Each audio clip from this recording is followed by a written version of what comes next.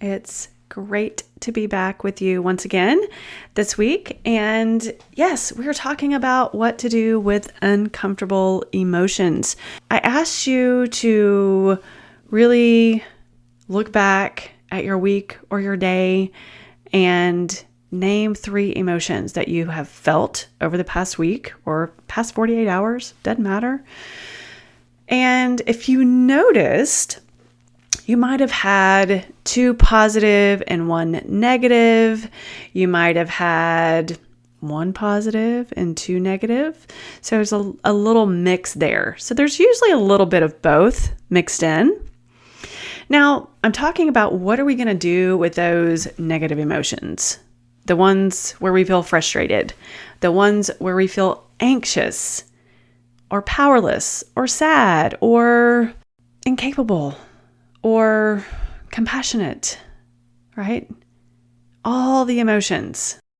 There are generally 3 ways that we typically deal with negative emotions. And I want to talk about that before I give you the big answer at the end, right? So remember, feelings matter because they help us increase our awareness. And if you think about life in general as a human, we're not always going to be happy all the time. I have a book, it's called How to Be Happy All the Time. And I'm like, well, that sounds great, but I'm not. Nobody is. Nobody's always happy all the time. We experience a range of emotions, a wide range of emotions. But when we feel things, it increases our awareness. But what we typically do with these emotions are, let's say we resist them. That's one way to deal with them. We react to them, yelling, screaming, kicking, doing something, and avoiding them. Those are kind of the top 3 things that we generally do with uncomfortable emotions.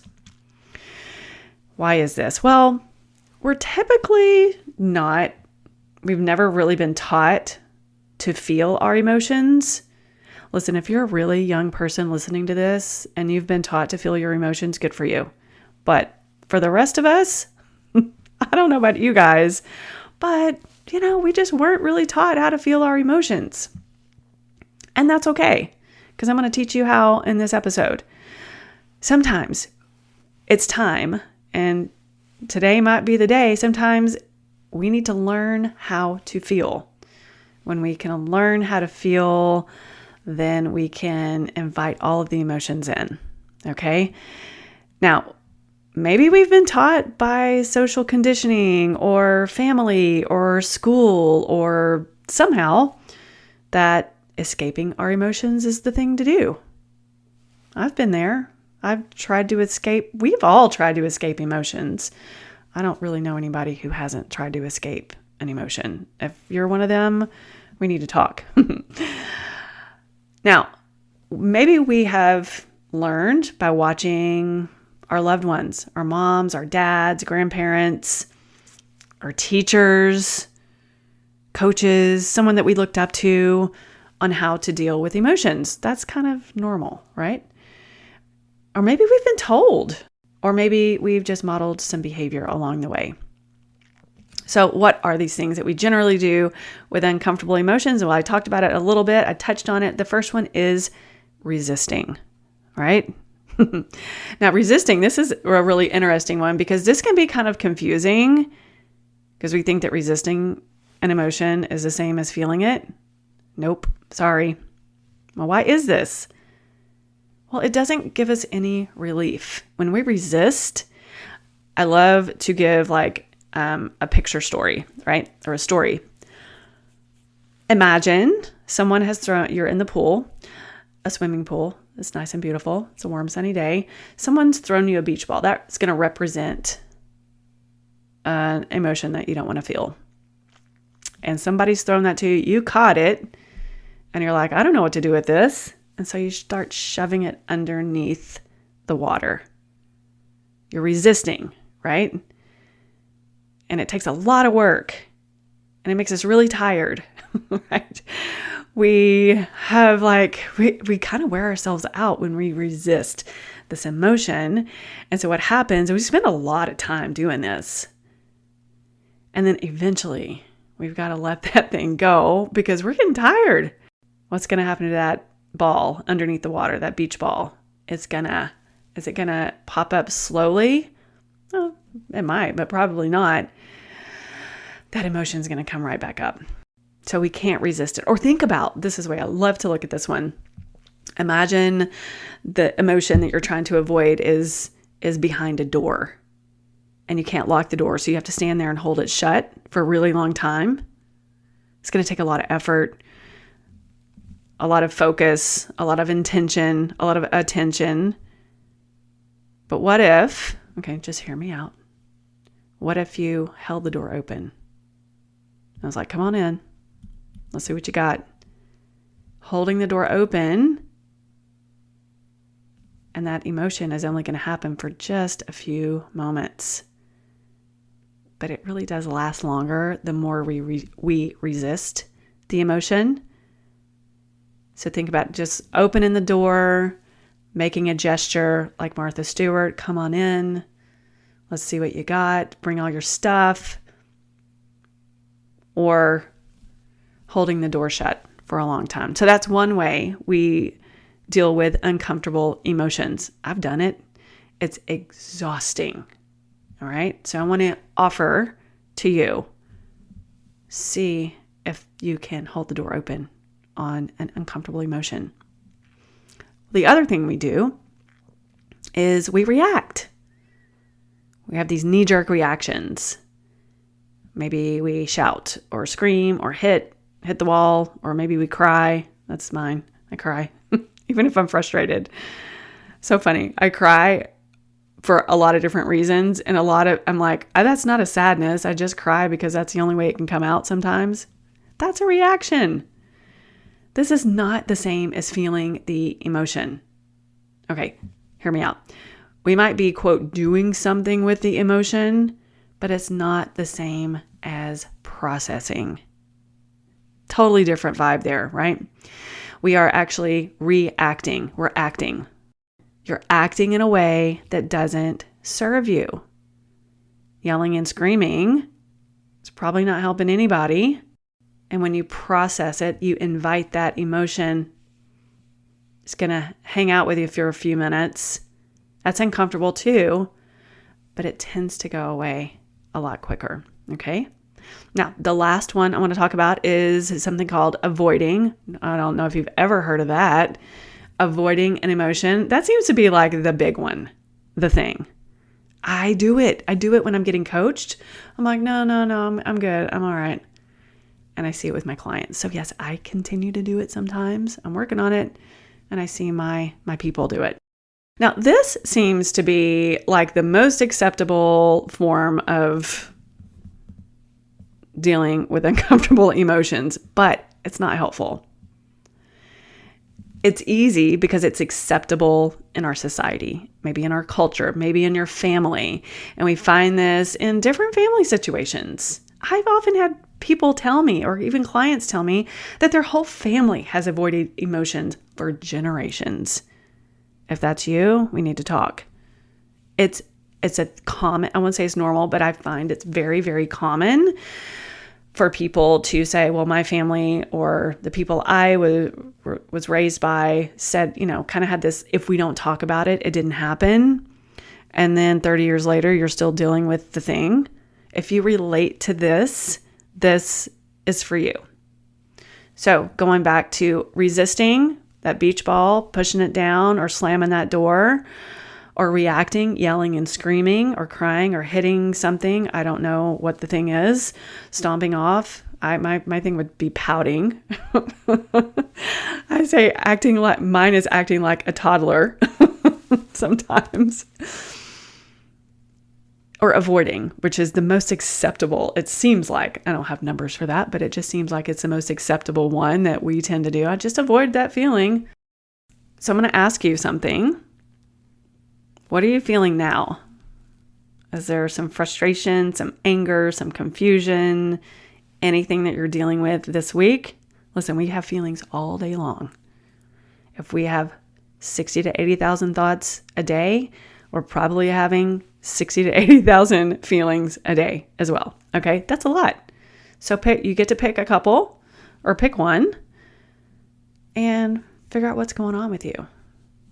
Now, yeah, we've talked about what we typically do. You're like, yeah, Rach, come on now. I'm going to tell you what to do with these uncomfortable emotions. And you might get mad at me, but you're going to have to allow it. I know. You're probably like, I'm hitting the stop button, unsubscribing. That's okay.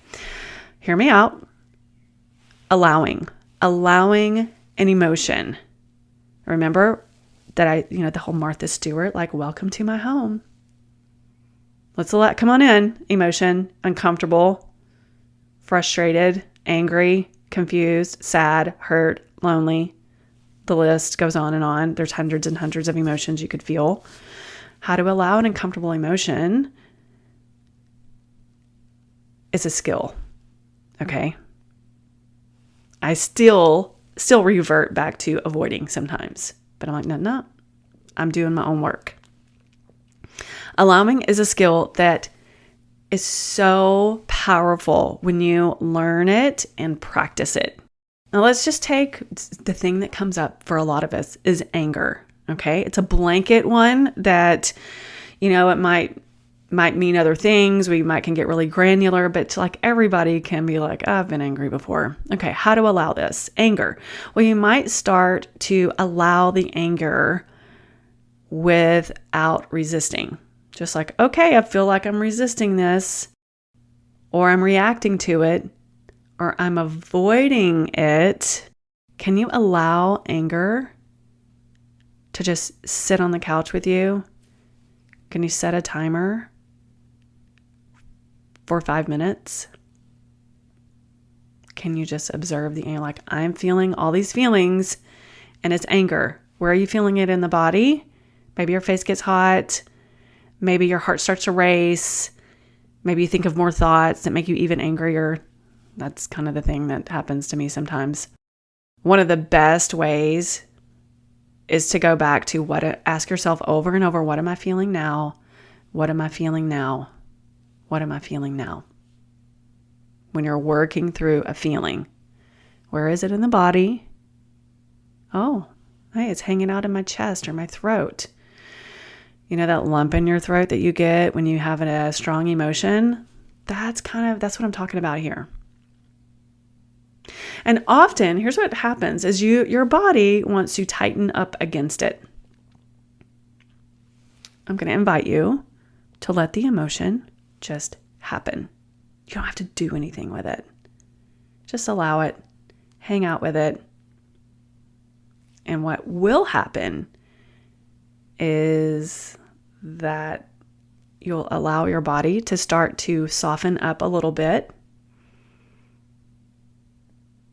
And here's what I've been working on lately. Completely honest with you. We all have thoughts that create these feelings. And sometimes we get angry. We get frustrated. I get angry and frustrated with myself more than I do other people. I'm not sure if I've probably talked about this before, but I was diagnosed with ADHD inattentive 2 or 3 years ago, and I was really relieved, and I was so frustrated. I was relieved on one hand because I'm like, oh, that makes total sense. And then I was frustrated. I'm like, I could have dealt with this sooner. Woulda, coulda, shoulda, right? Well, I still get frustrated because I get into this hyper-focus mode, or I can't focus on anything mode. And if that sounds like you, send me an email. We could talk about it all. But I find myself sometimes getting really frustrated. Okay. I have started to kind of play around with this little technique that I don't even know where I heard it from. I don't think I made this up. I could have, but I probably heard it from someone setting a timer for 5 minutes. Listen, I tried to set a timer for 15 minutes and just get really mad. Your body cannot hold on to an emotion for a solid 15 minutes. It just can't happen. So I said, okay, for 5 minutes, because I started laughing. So I said, okay, for 5 minutes, I'm going to be stomping around. I'm going to act like a fool. I'm going to just sit here and have all those indulgent thoughts and feelings and just kind of get mad. I couldn't do it for 5 minutes. About 3 minutes is tops, but I will end up laughing at myself because I'm just like, you're going to be angry. You're going to be frustrated. You're going to be this, you're going to be that. And I'm allowing myself to do it. And guess what? It passes. It goes away. 9 times out of 10, I'm laughing because I almost always find myself getting the giggles because the time span, now that I'm allowing it, the time span is a little bit shorter and a little bit shorter and a little bit shorter. I will tell you right now, the worst thing that can happen to you when you're going through something is just an emotion. It's just a feeling. And when you allow an emotion, you develop this skill, you will not hold on to this as long as if you've got a world record that you're holding for yourself, like, hey, I can hold a grudge because I used to be that person. It gets shorter and shorter and shorter. And then you have a little laugh with yourself. You've indulged in this emotion. And that emotion now gets to hold hands with a positive emotion. Okay, so take my word for it. I know all of you empaths, we're highly emotional people. We're sensitive. We pick up on things from other people, and it's okay. I don't want you to ever try to push it down, resist, avoid, knee-jerk reaction. I want you to allow it. Play around with it. Let me know how it works for you. Well, I hope you have a wonderful day and a wonderful week. Be kind to yourself. Say nice things to yourself and be kind to others.